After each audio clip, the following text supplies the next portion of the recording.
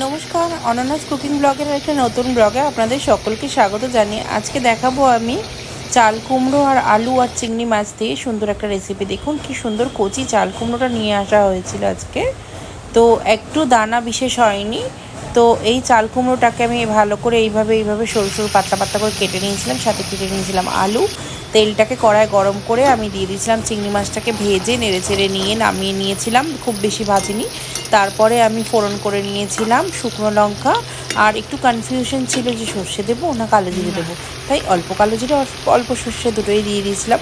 দিয়ে তারপরে নুন হলুদ একটু শুকনো লঙ্কার গুঁড়ো দিয়েছিলাম, ব্যাস। আর বিশেষ কিছু মশলাপাতি কিচ্ছু লাগে না, আর আমি কিছু দিইও নি। এটা একদম লাউ যেরকম তৈরি করে সেরকম করলেই হবে।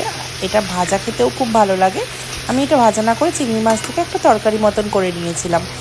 তো তারপরে এটা থেকে জল ছেড়ে গিয়েছিল, জল ছেড়ে বেশ ভালোই জল ছেড়েছিল।